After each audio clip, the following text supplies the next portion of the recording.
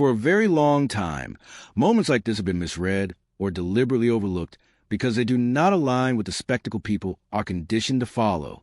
American political culture trains citizens to fixate on elections, personalities, scandals, and dramatic confrontation, while the real architecture of power remained invisible.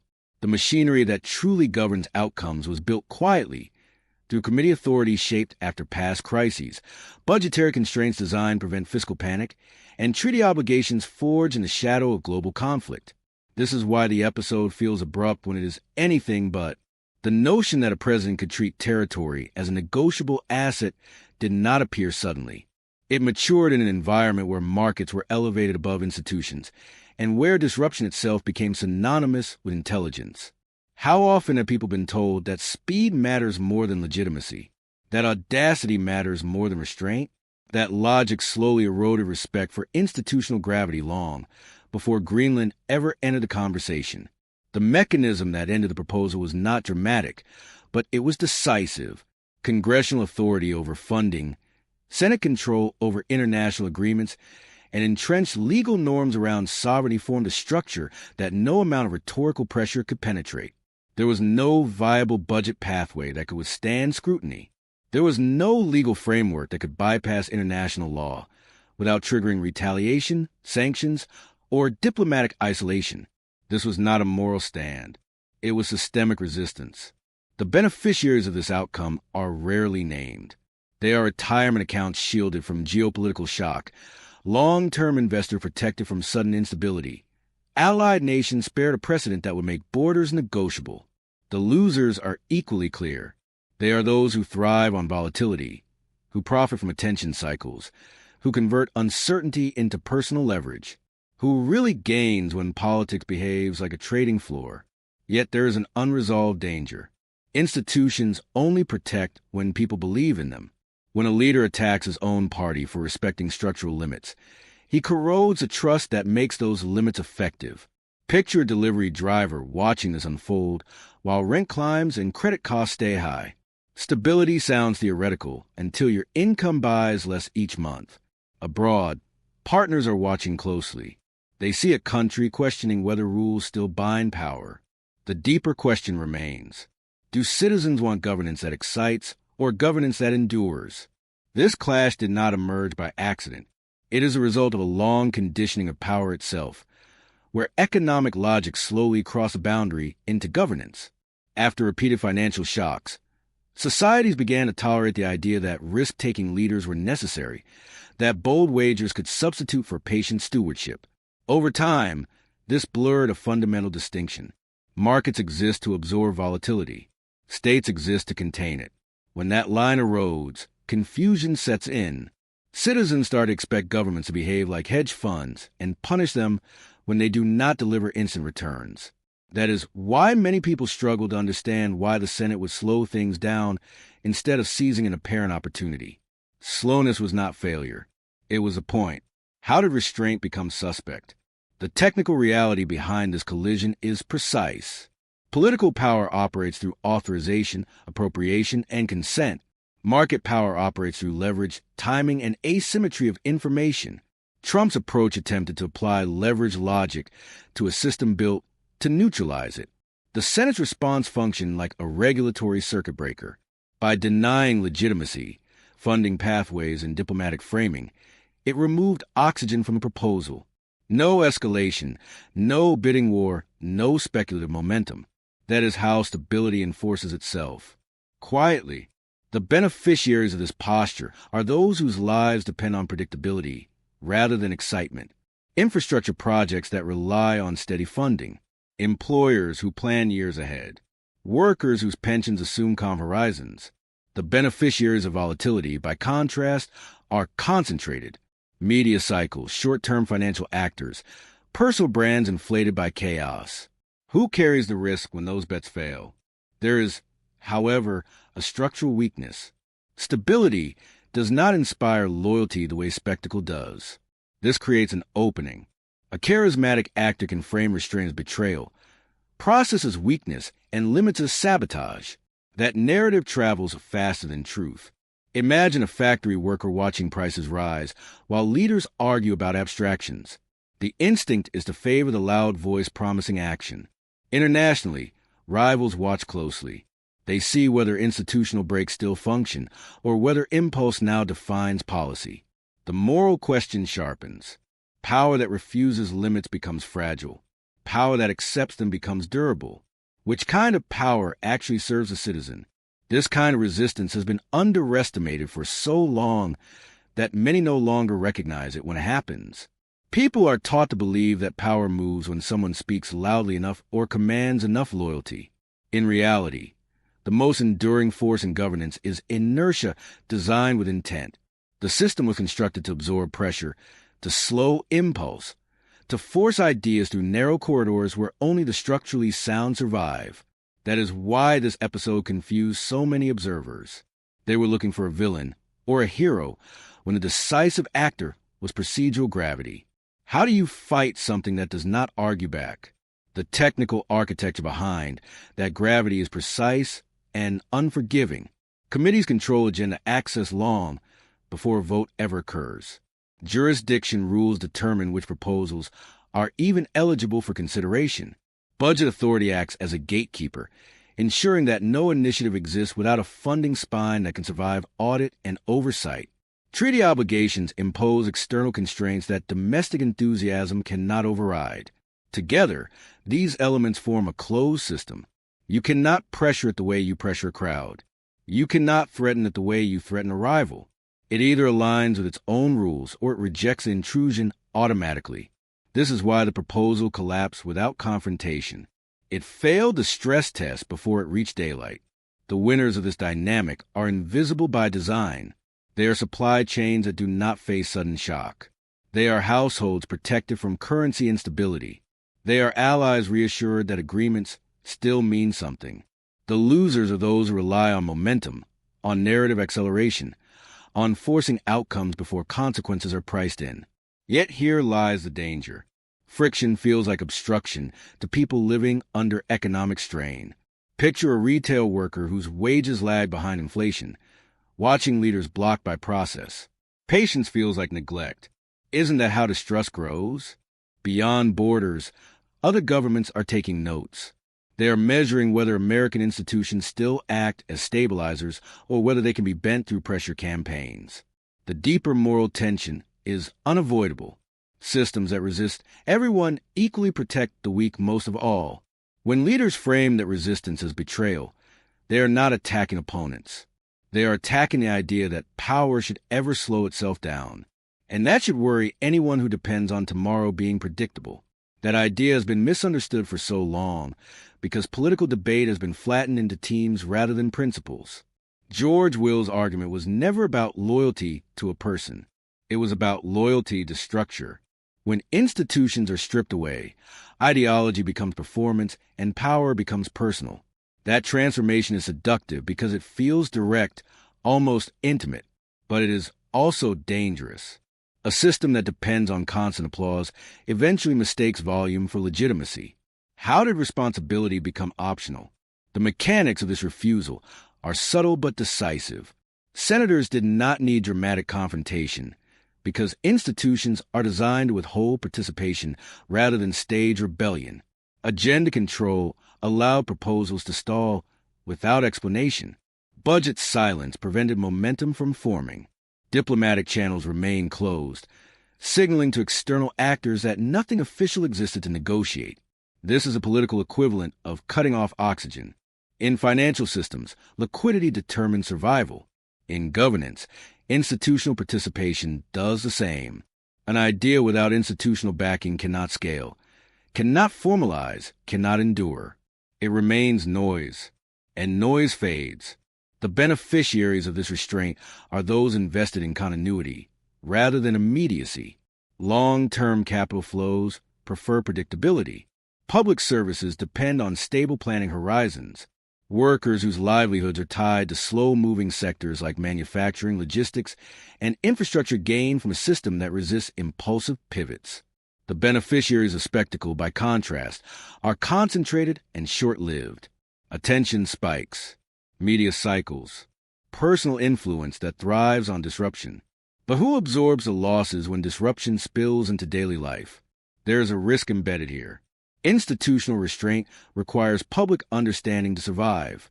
Without it, refusal looks like cowardice, and patience looks like complicity. Imagine a small business owner facing rising costs, watching leaders decline to act visibly. The temptation is to blame the process itself. Internationally, this moment signals whether American conservatism still anchors itself in rule-based order or drifts toward personality-driven governance. The moral lesson is sharp. Institutions are not exciting. They are not meant to be. They exist to make power boring enough that no single voice can gamble with the future of millions. This is where the story stops being theoretical and starts hurting, because volatility in governance does not stay in press rooms or financial charts. It migrates. It shows up quietly in interest rates, in hiring freezes, in postponed investments that never make headlines. When political signals become erratic, markets do what they're designed to do. They hedge. They pull back. They wait. Capital does not argue. It pauses. And when capital pauses, employers follow. Not out of ideology, not out of protest, but because uncertainty has a measurable cost. Would you hire today if tomorrow's rules might change? Consider the mechanics. A single episode of political instability can move bond yields, even slightly. That movement travels directly into mortgage rates, credit cards, small business loans. Banks reprice risk. Insurers adjust premiums. Pension funds rebalance portfolios away from exposure they no longer trust. None of this requires panic. It only requires doubt. And doubt is contagious. The people who absorb it first are not politicians or traders. They are households living on narrow margins. The worker renewing a lease. The family refinancing a loan. The contractor waiting for a project that keeps being delayed. Who explains to them that this is collateral damage? Picture a grocery store line late in the evening. A cashier scanning items more slowly because prices change again overnight. A customer putting one product back, then another. This is how abstract volatility becomes personal. Stability is not a slogan.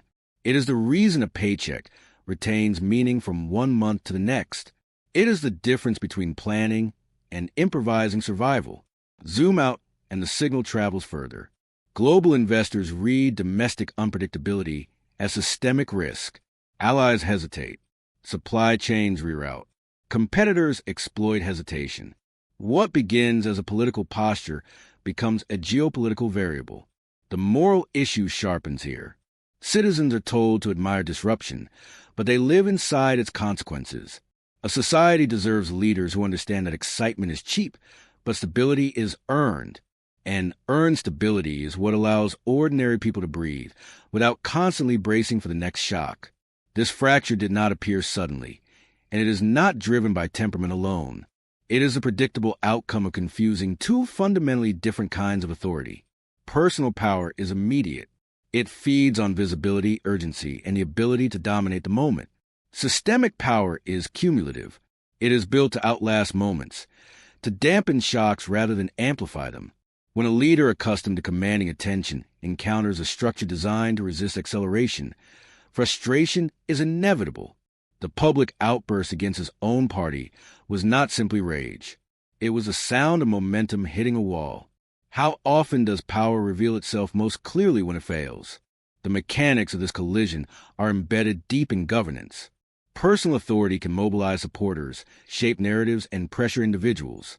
Systemic authority controls timing, legality, and execution. It decides when a proposal is considered, how it is funded, and whether it survives scrutiny. These levers are intentionally insulated from personality. That insulation is what prevents sudden swings from becoming permanent damage. Yet when personal power attacks that insulation, it weakens a shared belief that the system is neutral. Trust does not collapse in one dramatic moment. It erodes, slowly, quietly, until citizens no longer know which voice to believe. The beneficiaries of this erosion are rarely the public. Confusion benefits those who can move faster than rules, who can exploit uncertainty, who can arbitrage chaos. The costs are distributed widely. A worker watching this conflict unfold sees leaders fighting each other instead of protecting stability. A small investor hesitates. A business delays expansion.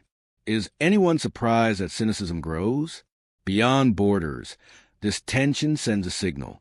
Other governments observe whether institutional breaks still function under pressure or whether personal authority can override them through persistence. The reputation of reliability is not lost all at once. It is chipped away. The moral question becomes unavoidable. If citizens lose faith in both disruption and restraint, what remains? Governance only works when people believe that power is constrained to their benefit, not weaponized for advantage.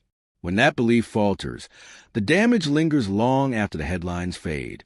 That invisibility is not a flaw. It is a design. Guardrails that announce themselves invite attack. Guardrails that operate silently absorb pressure without spectacle. For a long time, many assumed those restraints had eroded beyond function, that noise had replaced process entirely. This moment disproved that assumption. Not through drama, but through absence. Nothing moved forward. Nothing escalated. And in that stillness, a boundary reappeared. How many people only notice a break when it stops working? The structure that produced this outcome rests on layered accountability. Senate procedure slows momentum deliberately, forcing ideas to survive time, scrutiny, and competing interests. Financial authorization rules prevent symbolic enthusiasm from becoming material obligation. Diplomatic frameworks ensure that no state is reduced to a transactional object without consequence. These mechanisms rarely inspire confidence because they do not inspire emotion. Yet they are the reason political systems do not collapse every time a powerful figure pushes too hard. The winners here are diffuse. They include taxpayers shielded from reckless commitments, soldiers spared from downstream conflict, workers protected from shocks that would ripple through supply chains. The losers are concentrated and loud. They are those whose influence depends on constant escalation. Who profits when restraint fails? Still, there is an unresolved vulnerability. Guardrails rely on collective recognition. When citizens cannot see them, they can be convinced they do not exist. That illusion creates an opening for future assaults, framed as liberation rather than destruction. Picture a household juggling bills, hearing that institutions are obstacles rather than protections. The argument can sound persuasive when patience feels expensive. Globally, this episode signals that American governance retains internal breaks, but also that those breaks are under rhetorical assault. Allies will take cautious comfort. Rivals will test the limits again. The deeper moral lesson is uncomfortable. Democracy is not preserved by heroic gestures, but by unglamorous resistance to excess. Citizens deserve leaders who respect boundaries they did not personally design. They deserve a system where power slows itself before it breaks what it cannot repair. That is not weakness. That is maturity. The truth is stark, and it cannot be softened by commentary or partisan framing. Governance that feels thrilling is seductive because it promises immediate results, dramatic change, and visible victories. But the cost of that thrill is always hidden, deferred, and often borne by those with the least power. Every shock absorbed by an institution is a shock not passed onto a worker's paycheck, a family's budget, a small business's survival. Stability is not glamorous, yet it is the bedrock of predictability, the invisible currency that allows daily life to function without constant crisis. Citizens rarely notice it until it is gone. The Greenland episode and the internal fractures it revealed exposed the tension between ambition and responsibility. A president can dominate headlines, shake the political market, and command attention. Yet those bursts of energy collide with systems designed to protect continuity. That collision is not failure. It is the system performing its essential function. Institutions are not meant to be obstacles to vision. They are safeguards for reality. When leaders rail against them, they may feel powerful in the moment, but they erode trust and compromise the very society they govern. How often do we mistake disruption for progress? The moral weight of this moment is that citizens must demand more than spectacle. They must insist on leadership that balances bold ideas with structural integrity, that recognizes the human cost of political theatrics. They deserve an economy and a political environment where labor is valued, where families are not collateral damage, where decisions respect both immediate needs and long-term consequences. Greenland was never just about a territory, nor was the party dispute merely about loyalty. Both are mirrors reflecting the question every society must confront. Do we reward the loudest voice, or do we preserve the quiet machinery that keeps life and governance functioning? Democracy endures only when restraint is honored as much as ambition, when institutions are defended as fiercely as personalities. Anything less is a gamble with lives, livelihoods, and the future itself.